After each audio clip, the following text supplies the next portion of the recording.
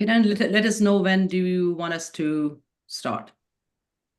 It's 10 right now.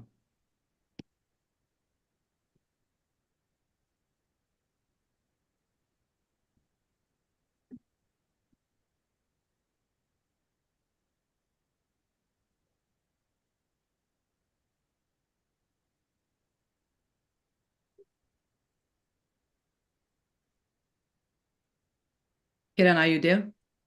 Yeah, I'm just so everything's set up. We're live now, so if you just want to get started. Okay, thank you. All right, we're going to start now. Good morning, good afternoon, and good evening to everyone, depending on where you are joining us from. My name is Nilofer Sakhi. I'm the president of Andiana Foundation, and I'm also an associate professor at GW, George Washington University. I would like to warmly welcome all of you to today's webinar, and thank you everyone for joining us. Well, before talking today about the content of our discussion, I want to take this opportunity and introduce talk a little bit about this program, Afghanistan, its region, and also a little bit about the foundation itself. Well, we are a non-for-profit public policy and research organization. As an independent think tank, Andiana Foundation mission is to educate and connect through in-depth research, specialized trainings, and strategic exchanges of ideas and dialogue. Our thematic focus is peace, security, development, and democracy. One of our signature initiatives is our fellowship programs, which brings together scholars and practitioners to highlight and address pressing issues related to regional security and humanitarian crisis and development challenges in Afghanistan. Currently, our geographic focus is Afghanistan's surrounding region, particularly South and Central Asia.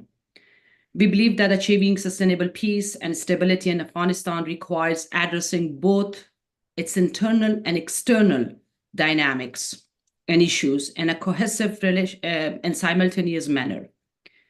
Our programs overall examine Afghanistan's relationship with its near and far neighbors, the root causes of conflict, prolonged conflict, and the shared interest that could foster regional cooperation for security and stability and sustainable peace.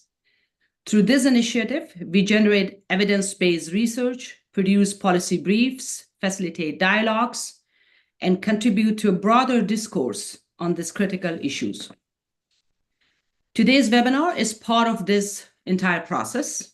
However, we are adding a timely dimension to the discussion, which is the Taliban 4 years in power.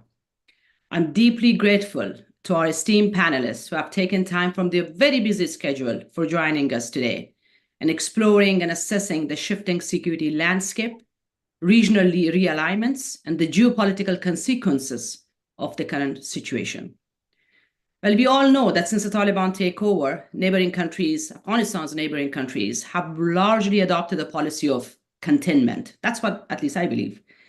A common concern for all of them, including Afghanistan's far neighbors like Russia and India, has been their own security. These nations have engaged with the Taliban in an effort to secure assurances and minimize threats emanating from Taliban-controlled Afghanistan. Despite this relationship, interaction, and partnerships in many economic transactions, none of the countries have officially recognized the Taliban until recently, when Russia took that step. There's a lot to cover about all this. I'm not going to talk about all, and a lot to explore, which our fantastic panelists are going to explore all those issues.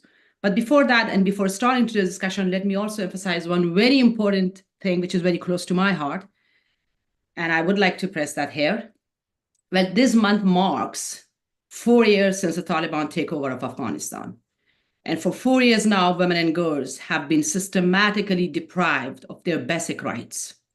One of the most devastating examples is that girls are still banned from the secondary education, a reality that represents not just a policy failure, but a deep human tragedy. I believe there's a crisis that the world cannot ignore. It demands attention, it demands our voice and our collective action. As I mentioned, This issue is very close to my heart, and whenever I start anything, I would like to touch upon this, because the girls not going to school is really a tragedy and disaster, and the world should pay attention to it. With that, I now hand over to our wonderful moderator, Ms. Sarah Hakimi, who will be moderating today's session and take it from here. Thank you again, everyone, for joining us. Sarah John, the floor is yours. Thank you very much, Ms. Sahi, for those opening remarks, and welcome again, everyone joining us today. My name is Sarah Hakimi. I'm a policy fellow at Andiana Foundation and a former Afghan diplomat. I will be moderating today's webinar. The discussion comes at a very critical moment, 4 years after the Taliban's return to power. So over the next 90 minutes, we will reflect on how 4 years of the Taliban rule have reshaped regional dynamics with particular focus on security, militancy, and ideological trends across South Asia, Central Asia, and beyond. So I will go over a very brief format of our today's session that will begin with our panelists' introductory remarks for 5 to 7 minutes. And after each presentation, I will follow up with 2 to 3 questions from our panelists. Once we have heard from all our panelists, I will open the floor for our audience for their questions. So please feel free to type your questions into the chat box throughout the event, and we will address as many of questions as we can. We will try to bring all the perspectives into your questions for the more engagement purpose. Now I'm honored to introduce our distinguished panelists. Joining us today are Mr. Michael Kugelman, South Asia analyst who has written extensively on South Asia security and foreign policy with particular focus on Afghanistan US policy in the region.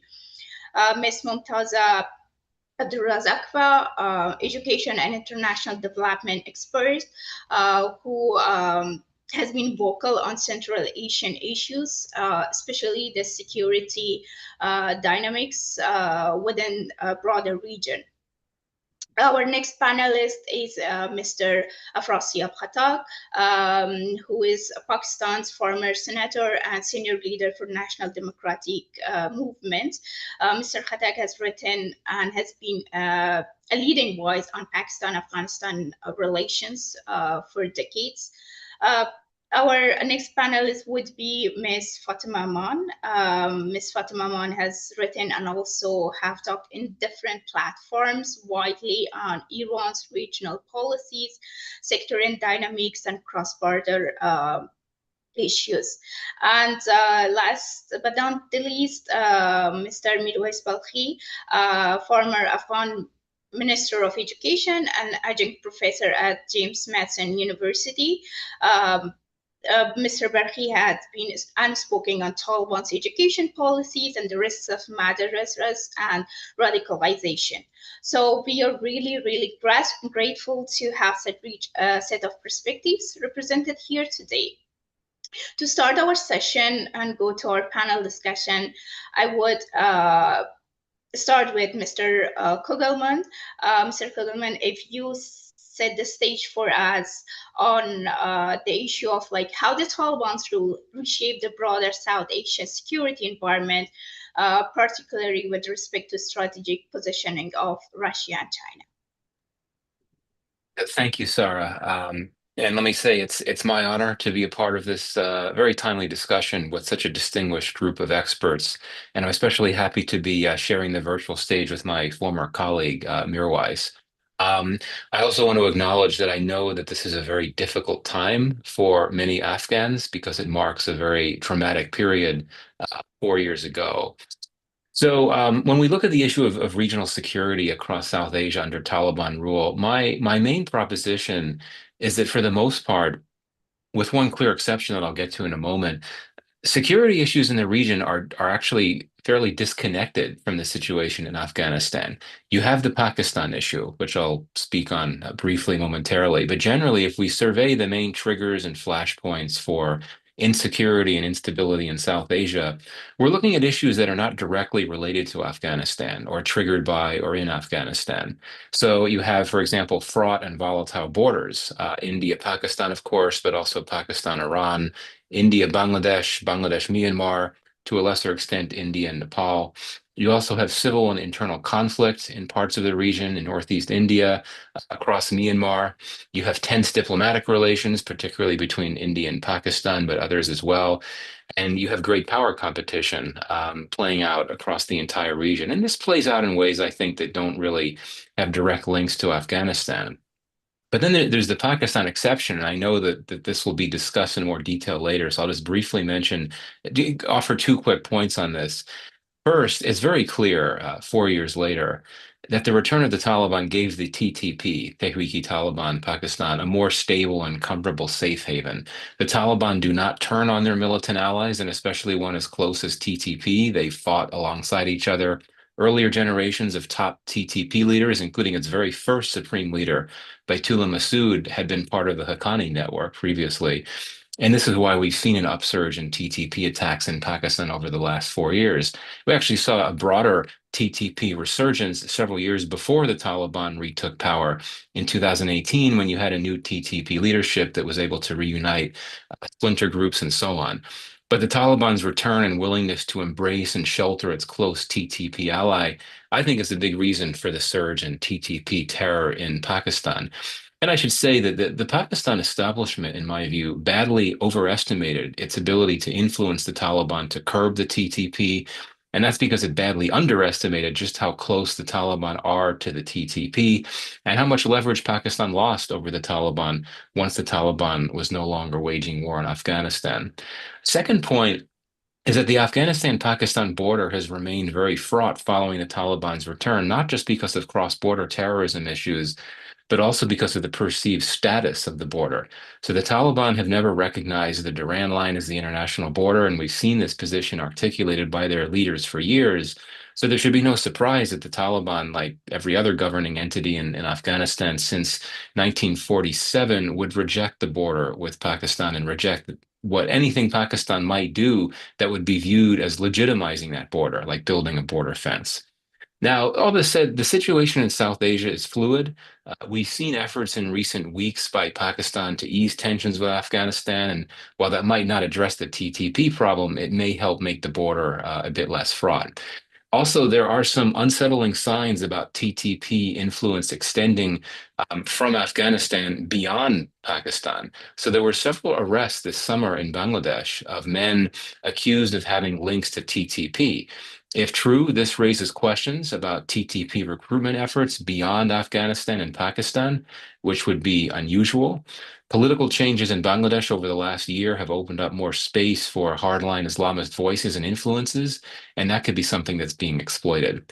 Also, Pakistan's official position is that Jaish-e-Mohammed, the anti-India terror group, the Pakistani anti-India terror group, is based in Afghanistan. JEM is also closely allied with the Taliban.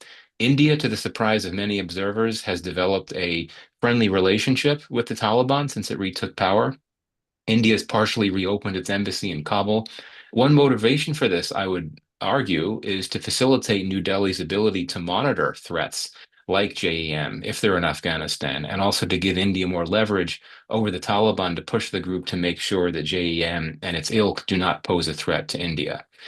So, just some brief comments about Russia and China. One commonality between these two is that they have many friends and few foes in South Asia. The one exception is India, given its fraught relationship with China. But India and China work together on many things, and we've actually seen a period of détente in recent months. Russia and China, I think, have gone further than any other country in pursuing relations with the Taliban. Russia is, of course, the first to offer full recognition. I'd actually thought that China would be the first country to recognize the Taliban. May come eventually. So why have we seen this heavy engagement with the Taliban from Russia and China? Geography is one easy explanation. Proximity is critical. Afghanistan's a neighbor, broadly speaking.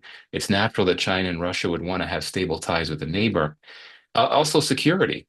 we did not see China and Russia immediately rush into engaging with the Taliban. They both needed assurances about security, and that mainly means terrorism.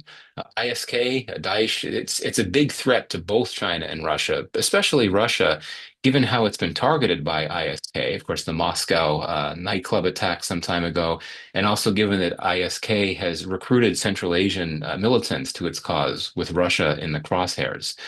Russia and China were ready to engage with the Taliban after they received assurances that terrorism risks were not so costly that they could become prohibitive for the relationship. There are also strategic reasons for this outreach. China is looking to expand its influence and its connectivity initiatives. Russia's looking for more friends, especially in a broader Central Asia region where it has a lot of influence. But I would say, and here I'll start to conclude, I'd say that we should not overestimate the impact this China-Russia engagement with the Taliban has had. So Russia and China have deepened their own relationship since the Russian invasion of Ukraine, but there's little indication that they're partnering closely together in Afghanistan just yet. Russia is engaging with the Taliban, but there's no clear substantive consequences of that just yet. And it's the same with China. I mean, a Chinese company signed a big energy deal with the Taliban a few years back, but it was recently canceled. It's now trying to pursue connectivity, Belt and Road Initiative related projects in Afghanistan. That could include Pakistan as well, especially if we see a continued easing of Afghanistan-Pakistan tensions. But there's not too much going on yet on substantive levels. Final point, and this actually brings me to my final point. Many commentators had warned before the U.S. withdrawal from Afghanistan that once the U.S. left, China and Russia would step in, develop a lot of influence, and develop a strategic blow to the U.S. But in reality, America's rivals and competitors have been cautious in Afghanistan, and even now we're not seeing an extensive, deep Chinese or Russian footprint in Afghanistan. So I do not think that it's a battleground for great competition. Not to mention the U.S. is essentially not interested in Afghanistan from a strategic lens. This could change down the road, of course. Nothing is immutable in international relations, but for now, this is not the case. So I'll end there. Thank you. Thank you, Mr. Kagelman. I would like to have a few follow-up questions from you. I noticed that in your remarks, you mentioned India and Bangladesh. So I want to know more about detailed version of the impact that Taliban's governance has had in the past 4 years on the cross-border militancy for India and Bangladesh. Yeah, thank you. I mean, not too much. I mean, I'd mentioned before that there have been several cases of people arrested for their alleged ties to TTP in Bangladesh, and we've seen political changes over the last year with Sheikh Hasina leaving power, and that led to a new political environment in which a number of hardline Islamist groups had been given more space just because Sheikh Hasina and her government had cracked down on many of them, not all of them, but many of them. And so one could argue that if we believe these allegations to be true, that there might seem to be an opening for TTP to look to Bangladesh for recruitment. But in terms of cross-border issues, kinetic activities or things like that, there's nothing to speak of. And we do know historically that you did have jihadists from Bangladesh who had been involved in the Mujahideen operations back, several decades ago. But other than these arrests that were made some weeks ago, I'm not aware of anything greater. And in terms of India, I mean, I think many in India worried that once the Taliban came back, that Afghanistan would be a place where you could have a number of dangerous actors that could threaten India, particularly those that wanted to stage attacks in Kashmir and so on. As I said, Pakistan's position, it's a formal position, is that JEM is there. Some have countered that view. But go back to what I said before, that India has taken a very pragmatic approach to the Taliban's return. And I think it feels that it's better to have a good relationship with the Taliban with open channels, of course, all unofficial. It's not going to recognize the Taliban, but it just feels that by being in a position to engage with the Taliban, it would be in a better position to pursue its interests and its concerns with the Taliban, which certainly include the risk of anti-India actors being present and being given space inside Afghanistan. That's right. Then the question will be like, in the midterm, or do you see South Asia facing more security risks from Afghanistan, or are states better positioned to contain them? Well, I mean, I think that obviously Pakistan is the biggest issue here. And to this point, it has not been in a position to counter this, these TTP attacks. It's tried talks with the TTP. It's launched military operations in Afghanistan. And it's tried to to pressure the Taliban through a number of tactics, such as these forced expulsions of Afghan refugees, tried to pressure the Taliban to take a different direction and curb the group. I understand that there had been some efforts in recent months, and others may know more than I, to try to make arrangements for TTP fighters to be relocated away from the Afghanistan-Pakistan border to other parts of Afghanistan where they wouldn't pose as much of a threat to Pakistan. Again, there have been some talks, there have been some diplomatic breakthroughs between Afghanistan and Pakistan. I don't see that addressing the TTP issue. But beyond that, I think for now, as I said, my sense is that when you look across the region and when countries and governments are identifying their major security concerns, I don't think, other than Pakistan, that they would identify security threats or militants, terrorists based in Afghanistan as a major concern. And I do think India feels that it has things managed by making sure it has that workable relationship with the Taliban regime. That's right. Thank you so much, Mr. Kugelman, for setting the stage so clearly for us here. Thank you. I would like to turn to Ms. Abdurazakfa for knowing the very broader perspective of her on how the Taliban has influenced the security dynamics in Central Asia, in particular Uzbekistan, and how this return of the Taliban will pose more threats to that region.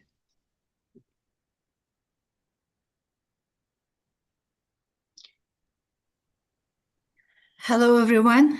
Good evening for me, good morning, or good day for everyone. So thank you, Sarah, for giving me a floor. And thank you for introducing me. At the beginning, I just want to add a few words about myself. I had the opportunity to work in Afghanistan for more than 12 years in various NGOs and in different sectors. And what Niloufar Jan shared regarding women and education, it also hurts me. This is a difficult time, I agree. And it's really, really difficult because a bigger time of my life in Afghanistan I dedicated to women empowerment and education.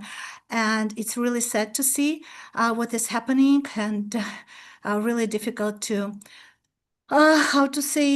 to really prognose, and we know that it's going to be worse, unfortunately. I think that given the scope of this subject, I will be highlighting some of the most critical points in the time I have. So let's dive right in. And regional security concerns stemming from Afghanistan situation post-Taliban takeover remain a significant issue for neighboring countries. Countries bordering Afghanistan, we know all of them well, and I'm going to just talk about Central Asian republics, as I promised. So Central Asian republics, especially Tajikistan, Uzbekistan, and Turkmenistan, countries sharing border with Afghanistan. These countries face a complex mix of challenges related to militancy, border security, refugee flows, and geopolitical power plays. Kazakhstan and Kyrgyzstan, they do not share a border with Afghanistan.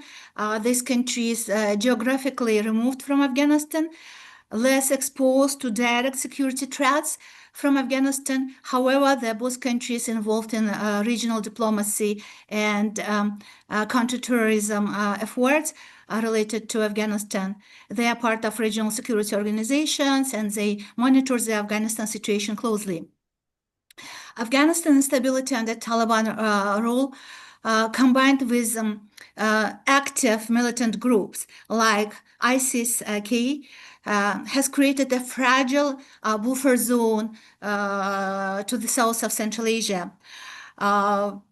What's critical to note here, from my point of view, that the Taliban inability or maybe unwillingness to neutralize ISKP presents and persistent threat to regional stability.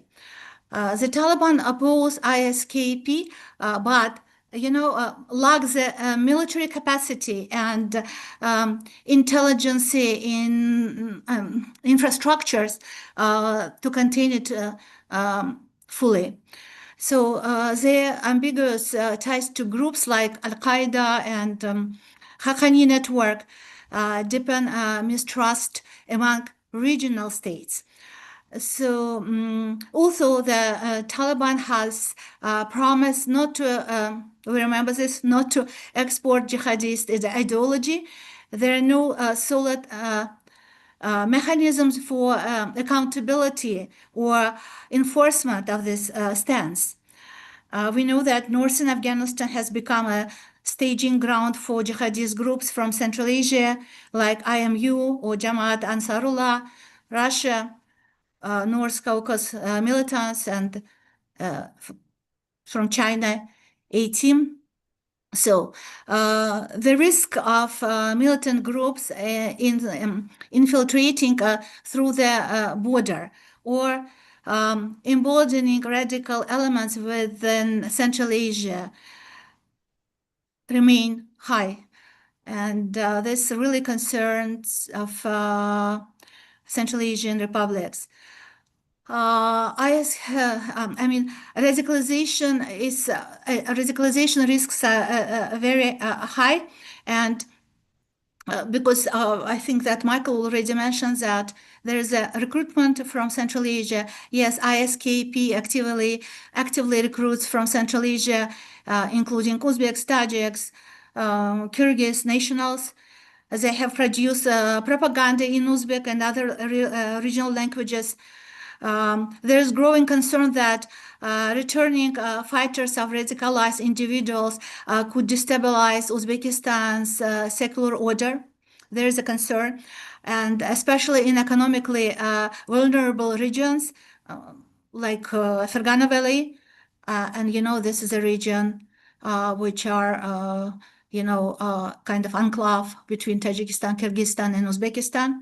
So it's concerned not only Uzbekistan, it's concerned also Tajikistan and Kyrgyzstan.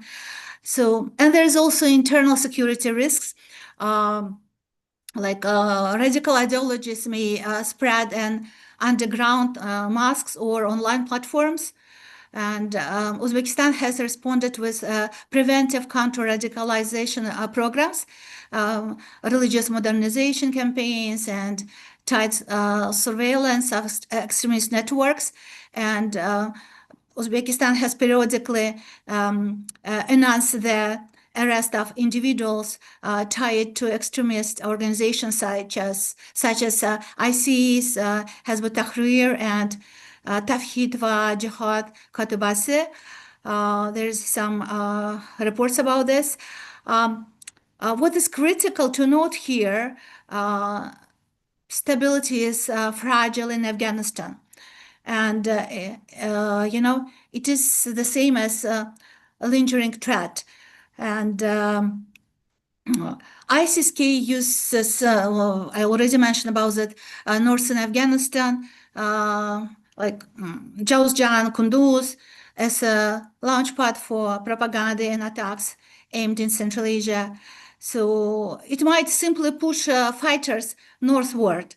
So this is the concern.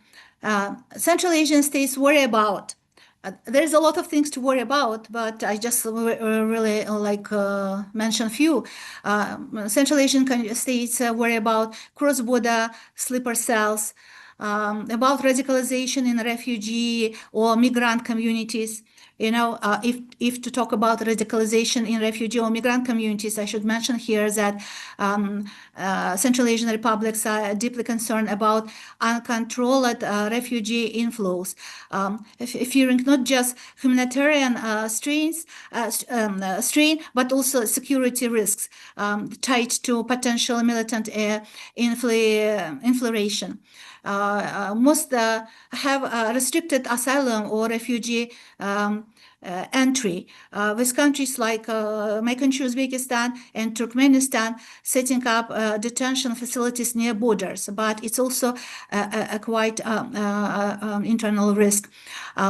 There's also worry about in all these Central Asian countries, republics, the return of foreign fighters from Syria, Iraq, via Afghanistan. You know, and another worry is the Taliban success narrative is being used by non-state actors to undermine secular governments.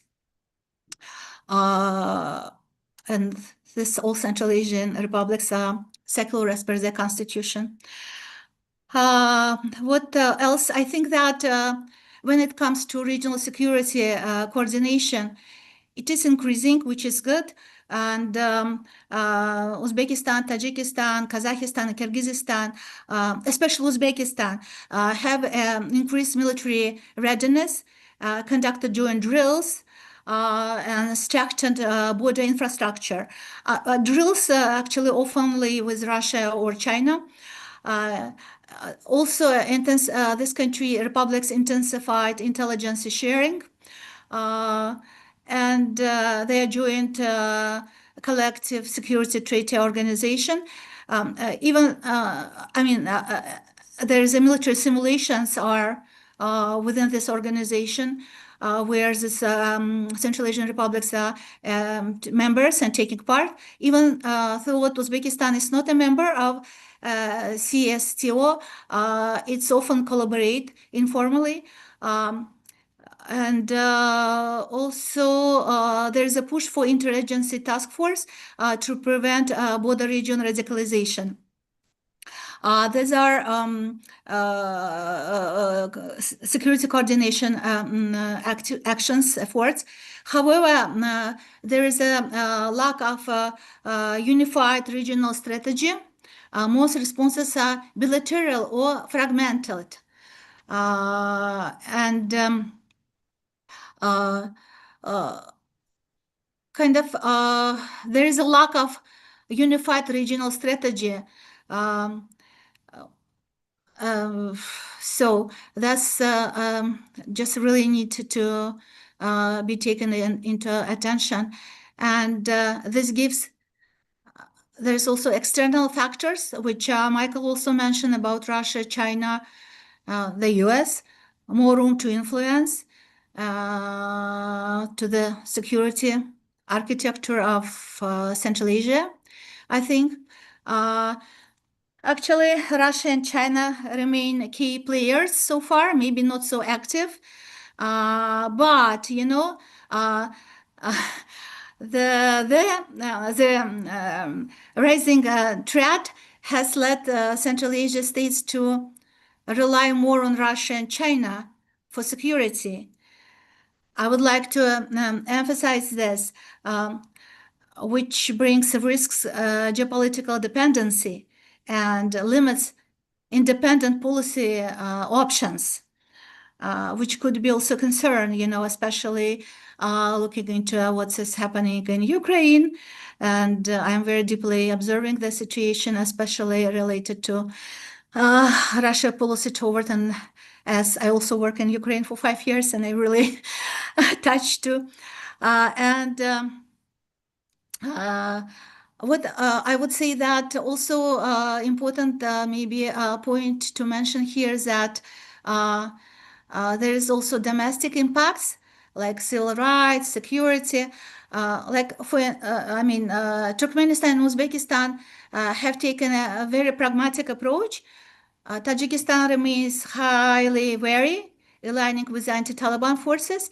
Uzbekistan has adopted a pragmatic engagement policy with the Taliban government, mostly to safeguard its own interests like trade and border security.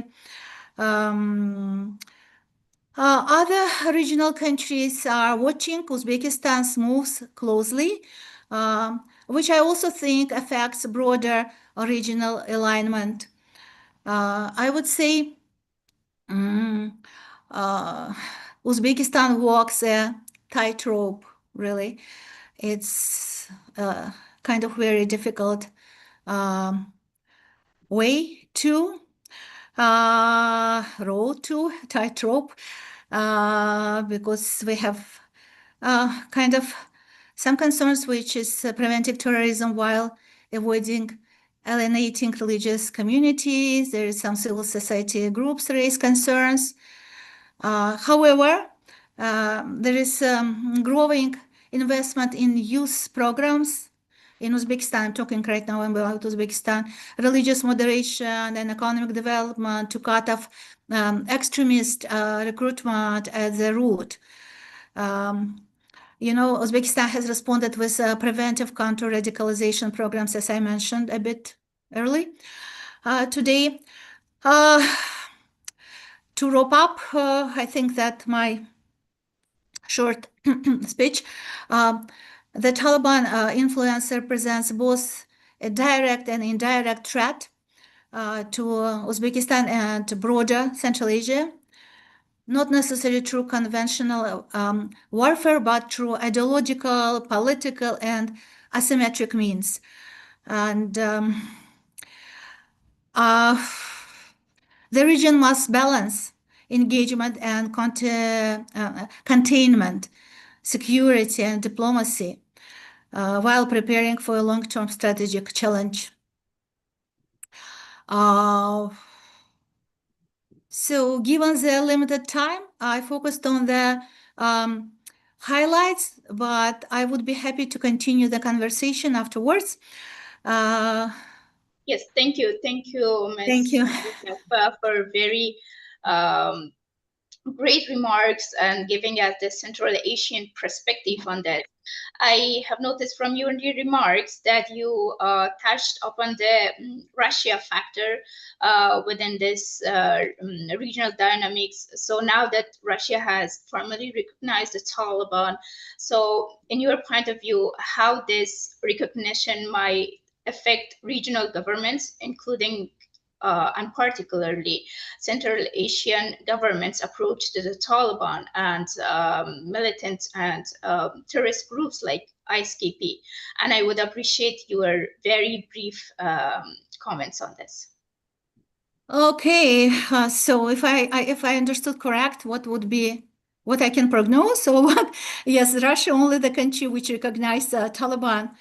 And we knew about that Tajikistan hardline opposition to it, openly anti-Taliban, supports resistance groups, Tajikistan. All are different, like Uzbekistan, as I mentioned, pragmatic engagement without formal recognition. And I don't know really, there's a lot of diplomatic and really back and forward diplomatic exchanges and visits and so on. Very pragmatic, I would say that. And we have somehow to really to find a negotiation to the issue of canal and other issues like related to the border and trade. So, but really difficult to say really. I don't think really that, difficult to say about what would the big stand come to that, but yeah, there is a very serious review of what could be, how to communicate, how to better, how to improve, there is no way really, because we have a quite long border, although Tajikistan has a much longer than Uzbek, but we have about 800 kilometers, and a very deep historical ties. So about Turkmenistan, they're also neutral. They're neutral isolation, and they quite diplomacy, minimal visibility, but there is also trade and economical, relations which are getting stronger. And Kazakhstan, and Kyrgyzstan, as I mentioned, they supportive of international peace building, cautious engagement. So they are humanitarian focus, but they're lucky there is no sharing border. There's no direct threat, as I mentioned. So they're reactive and cooperative. So really difficult to say, but the Russia influence is still strong to our stance, I would say, Central Asian republics. So really difficult to prognose. And but I'm sure that these countries are really looking how to build peaceful relations. And same time, as I told, I just had no time really to mention about that the borders are really put it a lot of efforts to keep the border strong. That's right. That's right. Yeah. Thank you so much, Ms. Abdurrazak, for your very great insights on this. Thank you. Thanks. I will now turn to Mr. Khattak. Mr. Khattak, given Pakistan's long-term complicated relationship with the Taliban, what are the most pressing concerns today, and how do you assess Taliban's broader influence on militancy across the region? Thank you, Sarah Jan, and thank you, Andiana Foundation and Dr. Nilofer Sakhi for inviting me for this important webinar. I think Taliban too have proved themselves to be as bad Taliban as Taliban 1. And they entered Kabul, as we know, with the terror syndicate, their old allies, Al-Qaeda, IMU, Ansarullah, ETIM, and all the elements of that syndicate.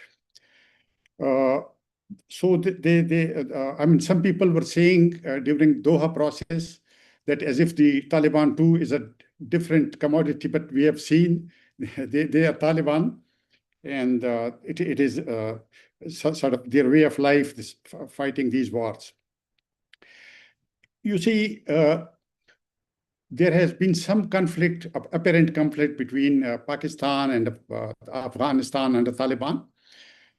Because what they say is the TTP's ingression across a different line.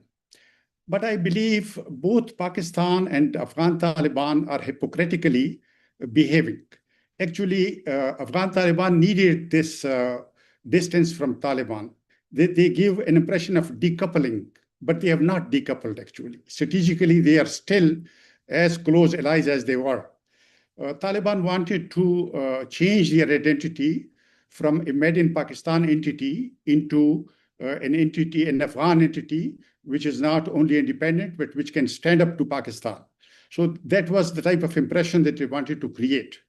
And for Pakistani side also, it is important because you see, Pakistani generals do not regard Taliban to be a threat. Taliban is their creation. I don't think they really are seriously worried about Taliban. You see, for them, the real threat perception when it comes to Pakistani security state is that their real threat is from Pashtun and Baloch nationalism. And Taliban is the sort of counterbalancing project that Pakistani generals have supported throughout the last 3 decades. So I think that is there. TTP has been part of the main body of Taliban.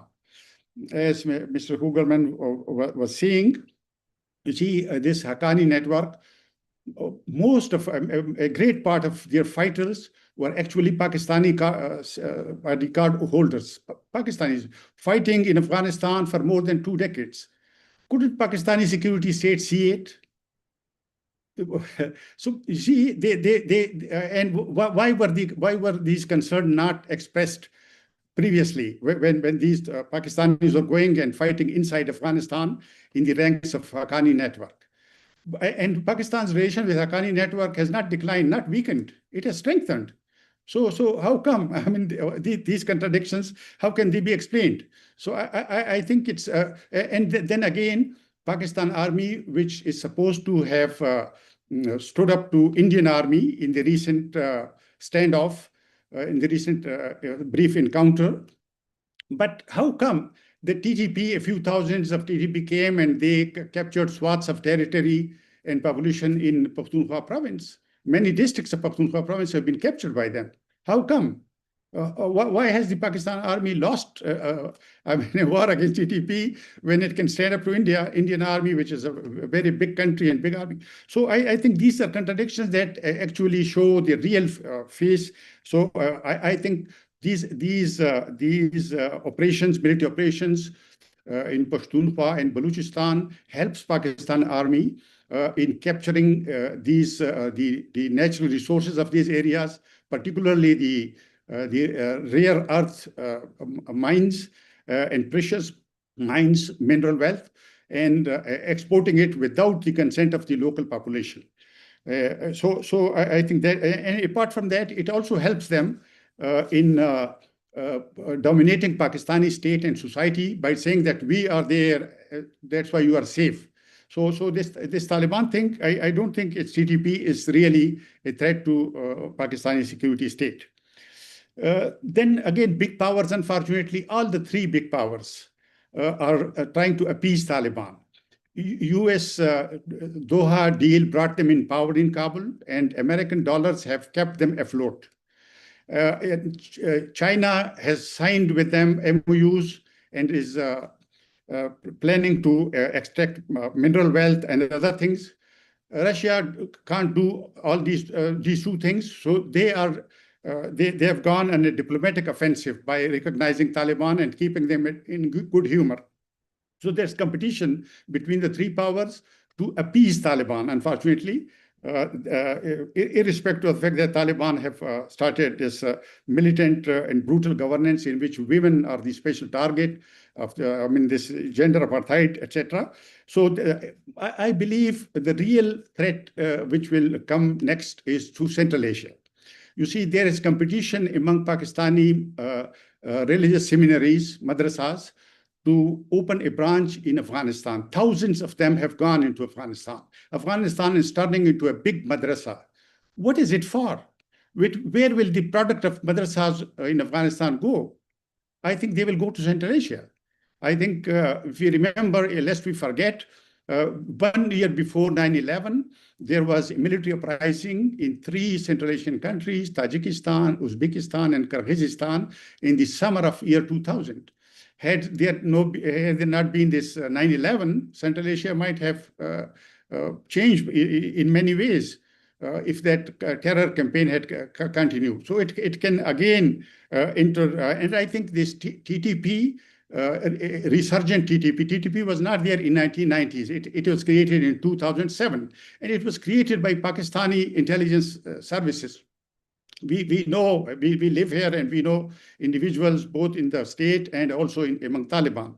So these are spy wars, propaganda wars. So they just are pretending that they are opposed to TTP. And then ISK, Daesh Khorasan, they are there to ignite a new conflict. You see, there is going to be a second war on terror.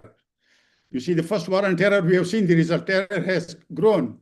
Now we are, it will not start with as a big bang as the previous one, but there will be, Pakistani generals are trying their best to involve US also in this war on terror. So we can expect horizontal strikes, which President Biden had promised when the American forces were withdrawn for Afghanistan. At that time, he had said that there will be no boots on the ground, but there can be horizontal strikes. And I think these strikes will come. But I think the main victims are people living on both sides of the different line, Pashtuns. You see, our people are getting displaced again by Pakistan military's operation. And people are, you see, one thing is very clear. Pashtuns have demonstrated, hundreds and thousands of them have demonstrated against both terrorism and military operations, because they have seen these military operations, shame operations, which have actually helped terrorism to grow rather than overcoming terrorism. So they are the victims. They are again getting displaced. And Taliban on this side of the Durand, Pakistani side of the Durand line, they are blowing up girls' schools. They are threatening women. You see, it is Talibanization. In Talibanization, both sides of the Durand, it's the same. So, and you see, this Talib in our languages meant Talib-e-ilm, means student. But now if you say Talib, nobody thinks it's a student. No, everybody would say it's a fighter, because the practice has been so consistent and the culture is so deeply invested into by different powers that Taliban is now means a fighting force. So I believe, and the last point that I would like to raise here is the danger of militancy coming from the Middle East. You see, forces which have taken over in Syria, they have people from this region in the ranks. And now when Saudi Arabia is going for reforms, UAE is, of course, a peaceful country, and they wouldn't allow any militancy. So where will these people go from the Middle East? Then obviously they are not fighting against Israel. So they will be coming to FPAC. FPAC is entity which was first pronounced by Richard Holbrooke in 2009. When he came to Islamabad, he said he is US envoy for FPAC. So this militarized Pakistan and Talibanized Afghanistan is de facto FPAC. And de facto FPAC can become a springboard of militancy into Central Asia. Thank you very much. Thank you, Mr. Khattak. Now, taking into consideration that both the Taliban and Pakistan have cultivated close ties with China, do you see Beijing's involvement as a stabilizing force in the region, or does it risk deepening existing security challenges? Yes, that's extremely important. Yes, China is also now a big power, and it wants to expand. It wants to take mineral resources from Pakistan. In fact, they're already taking. For example, there's a very intense conflict in Waziristan. But mines for Waziristan are controlled by military, and they are exporting mines to China. And miraculously, those vehicles are not attacked by Taliban, who take these minerals to China. So you see, China is also a player in this game. But China is also disturbed by recent developments, because this China-Pakistan economic corridor has come to a standstill. They have already invested more than $40 billion. And they are really worried about the investment. And I think it is becoming very difficult for Pakistani security state to balance its relationship between US and China. Recently, I mean, this 2 days back, Chinese foreign minister was here. He went to Kabul also. And I think China is trying to cultivate Taliban and also want to keep Pakistan under its influence. But I think Pakistani generals are as close to the West, are more close to the West than they are close to China. Sure, that definitely makes sense to keep the balance between both the actors in the region. As a follow-up to that, or something that I want to have your perspective on that, how do you assess Pakistan's role in facilitating reconciliation with the Taliban? We have seen Pakistan convene several meetings involving both the Taliban and the opposition group. So how do you interpret these efforts and their broader implications? Yes, this forthcoming meeting in 3 days, which is supposed to start in Islamabad, I think it's a pressure tactics. And everybody knows in Islamabad that it is the intelligence agency which is organizing this conference. It's not the foreign ministry. It's not any independent think tank. It's basically the intelligence agency. I think they want to just remind Taliban that they can cultivate Afghan opposition also, not just Taliban, but Afghan opposition. But I don't think it's a very serious move, and I don't think it's going to start any practical movement or something. It's just a gesture, and it's a pressure tactical thing, not strategic. Noted. Thank you so much, Mr. Khatak. Let us now move westward. Ms. Aman, from Iran's perspective, how is Taliban's rule shaping cross-border security, including sectarian and ideological impacts? Hi, thank you so much for having me on this great event, very timely and very informative. Thank you, Sahar, John. Thank you, Nilufar and Andiana Foundation for including me. Let me just very briefly explain what factors have added to our previous, understanding of the relationship between Iran and the Taliban. I will make it very brief. I know we are short of time. To understand how Iran engages with the Taliban, we must first acknowledge Iran's own fragility. Iran is under mounting confrontation with the United States and Israel, increasingly brittle at home and consumed by paranoia. I will explain why. Since the 12-day war with Israel, cross-border terrorism, particularly along the Iran-Afghanistan and Iran-Pakistan frontiers, has become an even sharper, particularly along the Iran-Afghanistan borders. It has increased the concern. It has elevated the Taliban's factor in Tehran's security calculus. That paranoia is visible in policies like expulsion of hundreds of thousands of Afghan refugees, the way and manner and the shape that we have seen, which is really heartbreaking. It often justified by, fears that some might have been cooperating or helping hostile powers.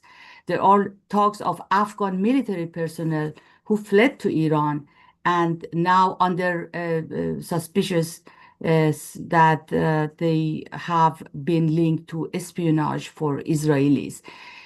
So Iran is in a very unique situation right now, perhaps worse than ever before. And I will try to make it, explain it briefly.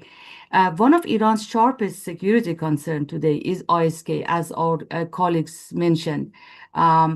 This group has struck inside Iran with devastating effect. One in 2022, in my hometown, Shiraz, they attacked. There was a bombing at the holy Shia shrine, Shah Chirag in Shiraz, that killed a score of people. There was just last year, January last year, a suicide bombing in the city of Kerman. There was a ceremony for IRGC General Qasem Soleimani, who was killed by a U.S. attack, military attack. Hundreds of people were killed. So these episodes have made ISK perhaps Iran's number one external terrorist threat and concern. Cross-border militancy compounds and more, complicates this problem more. Groups like Jaish al-Adl, who are based in Pakistan, operate from Pakistan and move easily between Iran and Pakistan. In the area of Iran, Sistan and Baluchistan. So Tehran has pressed the Taliban for cooperation on border security, but they have doubts that the Taliban has the willingness or capacity to act. Overlaying this is the ideological divide. Iran is a Shia-centric theocracy. Taliban is Sunni Islamist movement with the Deobandi tradition. But despite decades of rhetoric, I truly believe defending Afghan Shia, particularly particularly the Afghan Hazara, I think there has never been a central priority for Iran. Basically, pragmatism has consistently overshadowed this sectarian solidarity. Iran leverage is limited now, perhaps less than ever before. Iran faces a severe water shortage, a growing dependence on shared transboundary rivers, with climate change worsening, and this all has weakened Iran's hand in dealing with Kabul. So what we see is a relationship of uneasy, if you want, uneasy pragmatism. The Taliban will never be closer to Iran than to Pakistan, although Michael mentioned the frictions between Taliban and Pakistan, but it will never be as, say, the differences between Iran and the Taliban. That of Pakistan is fundamental. It's not going to be good. It's not going to go away. So for Iran, engaging with the Taliban is not about cultivating an ally. It's about damage control, containing refugee flows, militancy, and resources, the disputes over resources at a moment when it already feels besieged by external enemies, the one that I mentioned previously. So I'll stop here, but this overlapping layers, militant threats, climate stress, sectarian tension, and Iran's own sense of siege are key to understanding just, how fragile this relationship between Iran and the Taliban is. Thank you, Ms. Aman. In your remarks, you mentioned about transboundary water conflict. So how do you assess the growing tensions over transboundary water resources between Iran and Taliban? Do you see this dispute will escalate further into a broader conflict, or can it serve as a catalyst for cooperation? Well, I doubt there is going to be more cooperation because, as I mentioned, Iran doesn't have much leverage right now over the Taliban. That was a time when Iran could threaten the Afghan government with, expelling hundreds of thousands of refugees and Afghans residing inside Iran. But now, I mean, the Taliban obviously wouldn't care and is not as responsible a government as any government should be. The water is, Iran is facing heavy water shortage due to several factors. It's not just one factor. First and most, I believe, is the water mismanagement. They had 40 some years. They could have invested in the water system. They didn't, and building dams was a lucrative business inside Iran, and it is still, by the way. They provide water from some border provinces, such as Mashhad, which is Khorasan Razavi, which is border to close to Herat.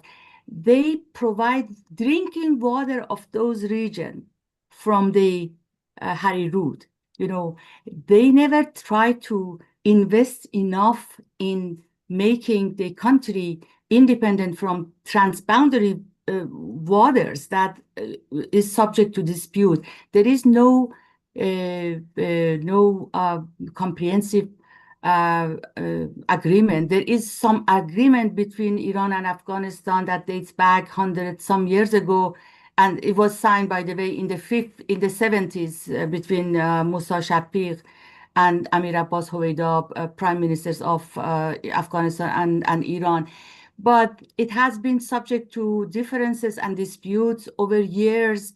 Now, with the impact of climate change, things and growing population, obviously, and displacement of the communities and population, things are worsening. And unfortunately, there is no bright prospect as how they want to resolve the issue. So what I can think of is not that it's going to be an agreement, since, as I mentioned, they don't have much leverage over the Taliban, except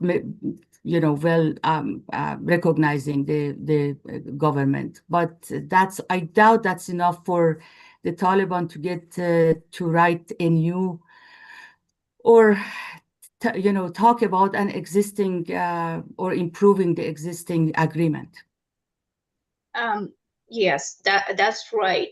So if we shift our focus a bit more towards Russia, given that Russia has a very good growing engagement with both Iran and Taliban, and looking ahead, what trajectory do you foresee for Iran-Taliban relation and the regional implications within the very aspects of Russian involvement with both actors? Uneasy pragmatism. But you see, what I mentioned before about this mistrust between Iran and the Taliban, and the fact that they can never be allies. There has been tactical engagement between Iran, Russia, and the Taliban based on the concern that all panelists mentioned. A very heavy and bold factor is ISK, which is both active in Central Asia, has operated in Moscow, and several bloody, violent suicide bombings and attacks inside Iran. So that is something that could bring the three sides together. But the situation from that of Iran and Russia are also very different. Russia and Iran have different concerns. Iran right now is a very shaky situation, as all the factors that I intentionally mentioned, the conflict with the Israelis and the United States right now, this paranoia going on inside Iran. Just 20,000 people were arrested after the bombing, after the Israeli attacks in Iran. With Russia being a stronger partner and having had some close relationship with Iran, which is, I believe, is not going to be forever. I think Iran much more looks like a junior partner, because the leverage that Russia has over the Taliban is obviously more and broader than what Iran could have. So I think that is perhaps the limited resources and limited leverage is what is putting Iran in a weaker position, but unlike that of Russia. Thank you, Ms. Haman, bringing Iran's perspective on this discussion. And finally, Mr. Balkhi, could you please reflect on how Taliban's madrasa system and education policies are shaping Afghanistan society, and what risks they pose for long-term stability? Well, thank you so much, Sarah, and thanks Andiana Foundation and Ms. Sakhi for including me here. At least virtually, I can see Michael after 1 year, I think, and Mr. Khatag after long time, long and long. we heard about the international perspective and regional perspective of security shifts and dynamism around Afghanistan. But let me give you a little bit internal aspect of security shifts, because we are in the fourth years of the Taliban comeback and the collapse of Republic in Afghanistan, which is giving another clue for us to see when we are receiving some of the facts from Afghanistan, across Afghanistan, almost all provinces. We have come to a conclusion that there is a transformation of the Taliban's nature from establishment to institutionalization in Afghanistan. For past 4 years, they were somehow trying to play a security game to survive. That's why they were almost somehow trying to gain legitimacy and also suppress the opposition, even if they were the civil oppositions on the streets, to consolidate their roots in Afghanistan society. But nowadays, as we are coming to the fifth year of the Taliban's comeback, we can see that they are little bit now ensured that they can rule Afghanistan, and they have almost eradicated the roots of the opposition, demonstration, and the demands and expectations of the civil society and other oppositions around Afghanistan. And that is why they're looking for to meet the expectations, which is the essence of, or which is the philosophy of the existence of the Taliban. And that security game inside Afghanistan, of course, has a direct impact in outside Afghanistan, whether it's in the region, trans-region, or international arena. That is why there is now a change in the tactical game to the strategic game. Taliban, we all know that it's a composition of, or that the radicalized ideology is the composition of the Pashtunwali, the tribal Pashtunwali, and the Pashto language, and also the radicalized religion, what they have as an interpretation. That is why, with all these three cards, they were playing tactical, and that's why they were somehow easing with the people and with some of their own internal fractions that they had. But nowadays, they are no more tactical. They are somehow trying to go strategic with all the countries. So the formula is the three pillars, or the three indicators of the triangles of the Taliban's philosophy of existence. And anyone, I believe, who aligns with that three essence of the Taliban is the security umbrella for them in Afghanistan and in the region, internationally also. But anyone who opposes these three essence of the Taliban's philosophy of existence is the security threats. So taking that, when Michael was saying that he was, expecting the Chinese government to recognize the Taliban first, he's totally right, because the Chinese and the Russians, based on these essence of the Taliban's indicators, they have the least clashes of all these three pillars. But aside with Chinese and the Russian, all other countries, including Pakistan, will not have a happy life with the Taliban, as they are not having nowadays also, because the Taliban strategically, they have the mentalities of the Pakistanophobia and also the cultural Iran, or the Iranophobia, and also they have a shared better memory of Uzbekistan, Tajikistan, and the stance of the the northern neighbors of Afghanistan. So all these potential indicators, which are the sources of the clashes between the Taliban Iran, between the Taliban Pakistan and Central Asia, I believe is the core values for the strategic relations and security of the Taliban.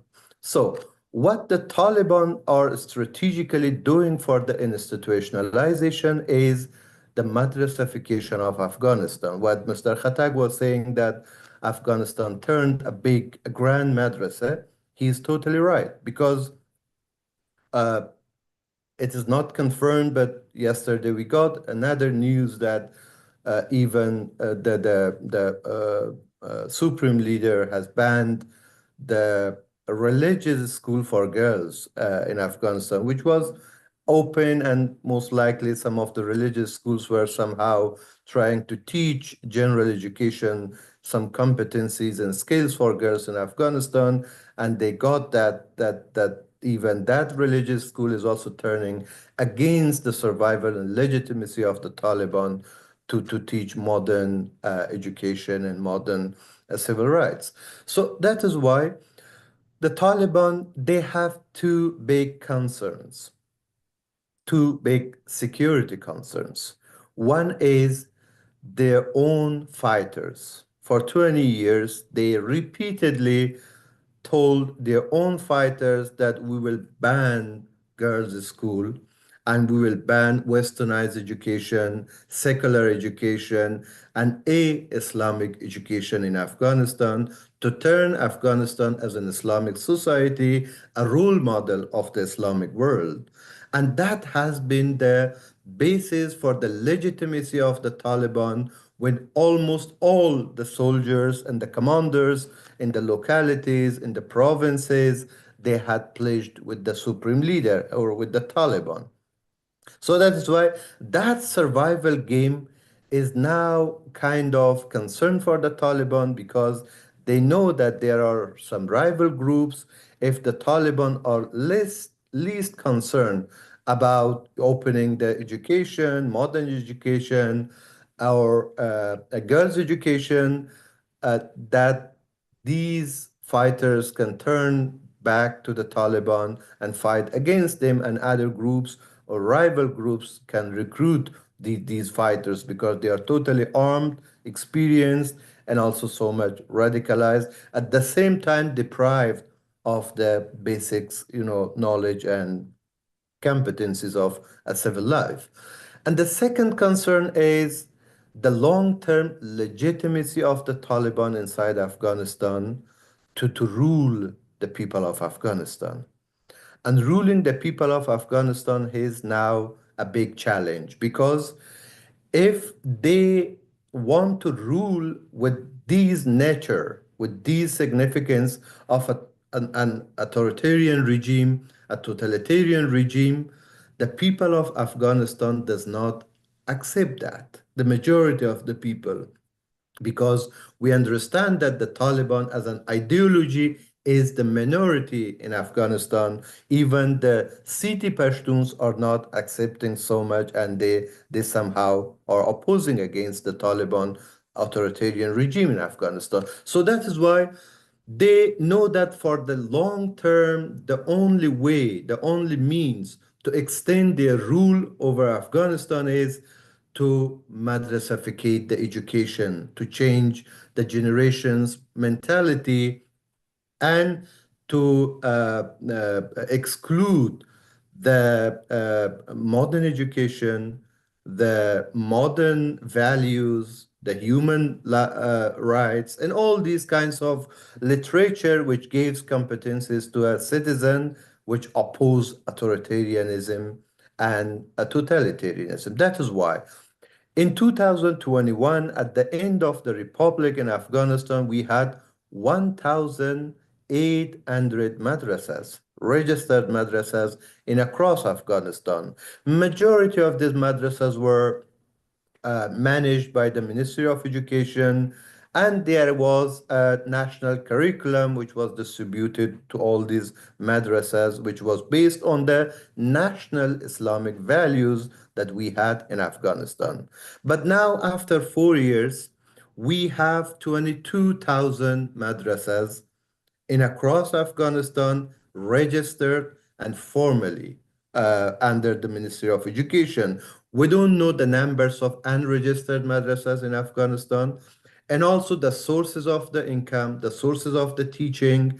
At the same time, there is a grand competition in each districts of Afghanistan that the influential local people, they want to show their sympathy, their loyalty to the Taliban, and they are also establishing madrasas. So there's a competition of building madrasas in almost all parts of Afghanistan. And some of these madrasas are the higher madrasas, the higher ranked madrasas, which is the jihadi madrasas that every one of us, we are getting the news from Afghanistan that these jihadi madrasas are supposed to be the qualified madrasas, teach the most potential or the most loyal students to the Taliban ideology, to the government of Afghanistan, and kind of they are graduating students for the administration purpose, for the military purpose, for the security purpose. And these jihadi schools are totally militant education, and they have the militant curriculum to teach how to counter any internal external threats which is posing on the three essence of the Taliban philosophy of existence. So I believe that there is unfortunately a transformation we are seeing from inside Afghanistan, and that is the institutionalization of the Taliban through madrasification. Thank you, Mr. Barhi, for giving us a very good and broader view of madrasa and radicalization within Taliban's governance. If you very briefly touch upon the long-term risks for Afghan society if the current education system under the Taliban remains unchanged. Very briefly, thank you.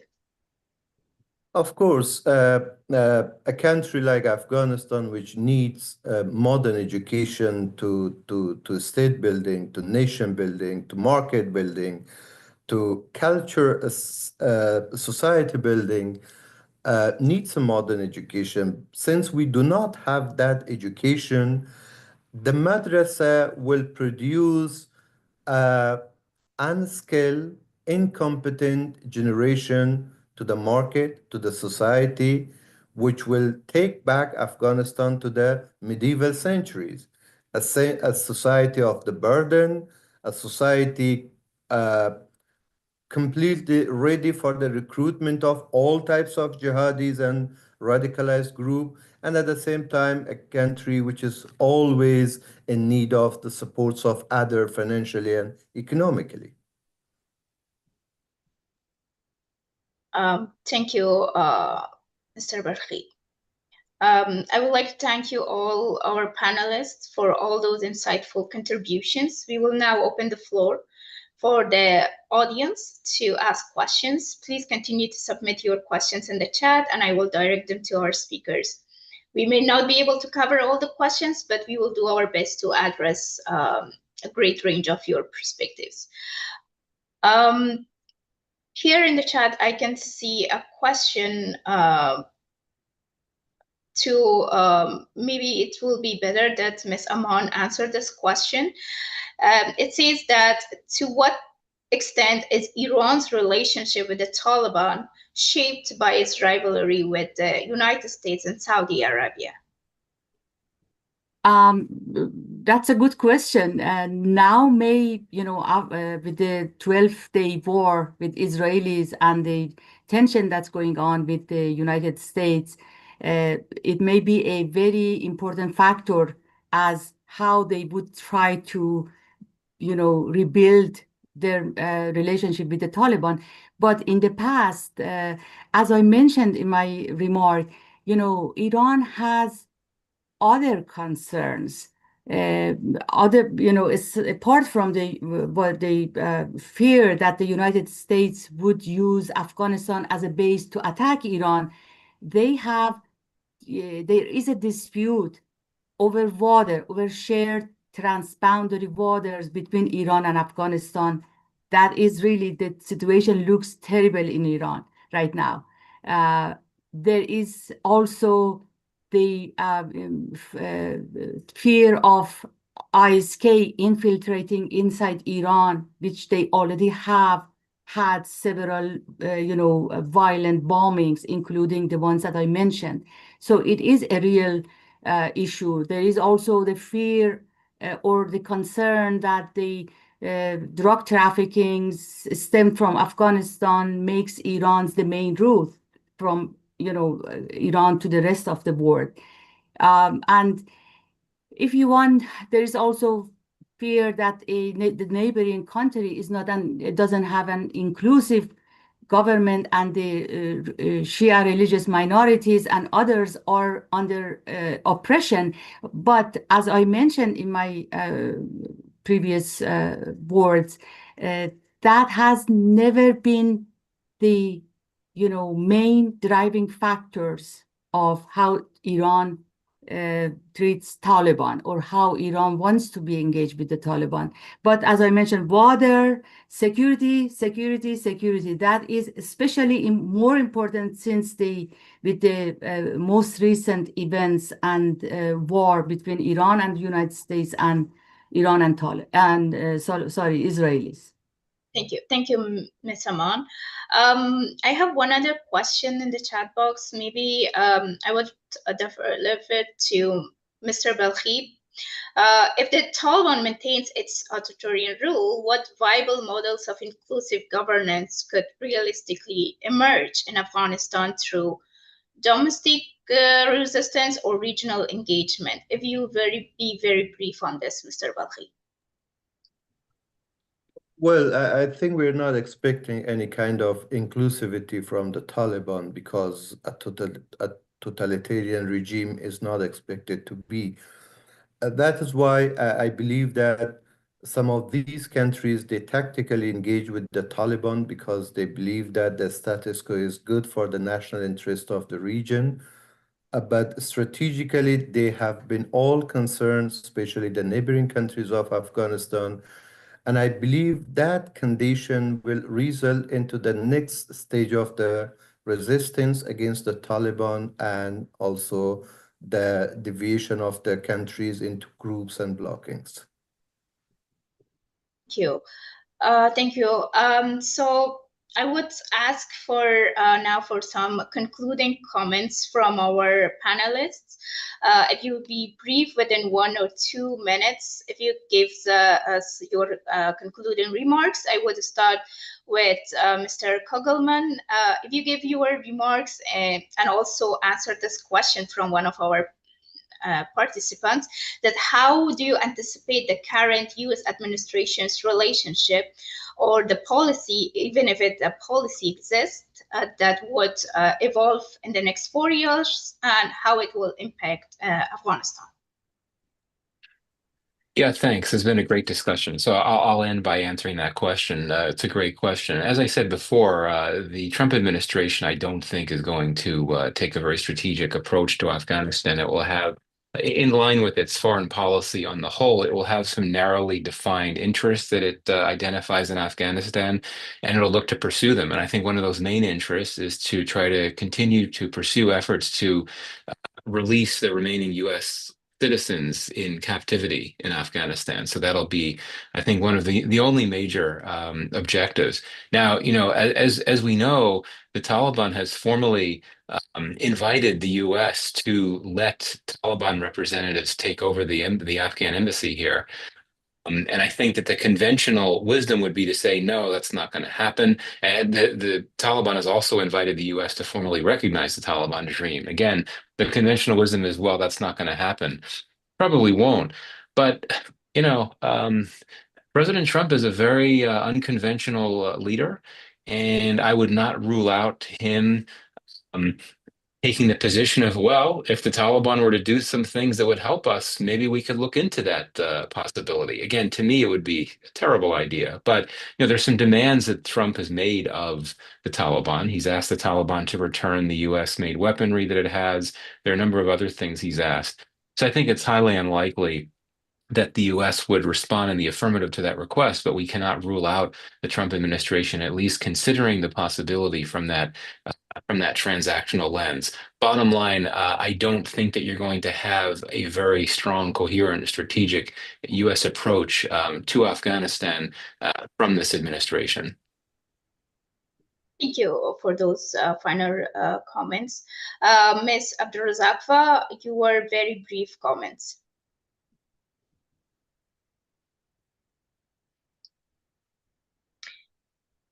Oh, excuse me, I couldn't on. Okay, so it was really amazing, interesting discussions, and there's a lot of thoughts, and thank you, I appreciate for sharing the thoughts for my colleagues. And I think that I mean, as education, for which I work most, a big part of my life, I think that if the current Taliban controlled education system remains unchanged, the long-term risks for Afghan society are profound and far-reaching, affecting not just education, but also economic development, social cohesion, human rights, and national stability. So I think that the ban on girls' education isn't just social policy. It is an ideological strategy to eliminate female voices. No, we had no chance to talk about the education and girls' education, but education, and I appreciate my two colleagues who talk about education and even with madrasas aspect, but I hope really that the Andiana Foundation will have a chance to have a special discussion on education and women's issue. Thank you. Thank you. Mr. Khattak, your final remarks. Well, I would just like to point out that Pakistan is holding this conference of some Afghan figures from civil society and political parties. I would say that Pakistan can show its good intentions toward Afghan women by treating Afghan refugees more humanely. I think there are thousands of Afghans in very bad shape, even in Islamabad. They are in tentage villages in parks, facing stormy rains and this hot, humid weather. So Pakistan should change its policy towards Afghan refugees if it really means well towards Afghans, not just holding these. And Pakistan should also revisit its policy, this paradigm shift of supporting or hosting alternative states for Afghanistan, parallel states, Pakistan-based states, as it has been doing for the last 50 years. I think that is what Pakistan should do to send a good message to befriend Afghan people without discrimination, without priorities like it has been following during the last many decades. Thank you, Mr. Khattak. Ms. Aman, coming to you. You're mute. Yeah, I got it. Just the fact, if I didn't have time to mention that there are credible reports I read just recently from International Center for counterterrorism. There are reports that the Taliban, in violation of Doha Agreement, when there has been opportunities to dismantle some ISK networks, they have selected not to. So I think ISK will remain perhaps number one security concern for the entire region, and for Iran, in addition to that, terrorist infiltration into Iran through the porous borders of Iran and Afghanistan. It's also the threat they feel from the Sistan Baluchistan and militancy groups like Jaish al-Adl that move easily between Iran and Pakistan, but now Iranians believe that they are also using Afghan souls. So basically, they are using Afghanistan in for their targets and for easier movement. I think that would make a relationship between Iran and the Taliban a little bit more complicated, and to the complexity, the low or less leverage that Iran has right now compared to, say, before the Taliban seized power. I think that would make the whole thing more complex. Thank you, Ms. Mr. Balkhi, your final remarks, and please be brief. Thank you. Well, I don't think I have further saying what I said, but one last point I want to make is that if we are witnessing a full transformation of the Taliban from establishment to institutionalization, I believe that the uneasy security will be normalized in Afghanistan and region, which will impact all the countries altogether in the same destiny. Thank you. Thank you all for this rich discussion, and thank you to our audience for such thoughtful engagement. I would now like to turn the floor back to Ms. Sakhi for the key takeaways and closing remarks. Thank you so much, Sarah Jan. It was a wonderful moderation. And thank you, everyone, for a very rich discussion and highlighting the significant issues and the shift of security dynamics, both in Afghanistan and the region. I always believe that insecurities are there. Security situations are not getting any better, but the security itself has evolved and the nature of insecurities have evolved. And thank you so much for all our panelists for highlighting madrasization and radicalization, which could create a significant security crisis in future. We will put the report of this webinar on our website, and of course, we'll be sharing with you all through your emails in a one-page conclusion of today's webinar. Thank you very much thank you so much from our wonderful speakers for your time, and I would like to thank our audience for being with us. We are 6 minutes up from our time, but thank you so much for being with us till now. Please follow us on our social media, and also follow our website. We post very up-to-date and timely blogs and reactions on the regional issues, particularly concerning the security crisis. Once again, thank you very much, and looking forward for future events. Have a wonderful day.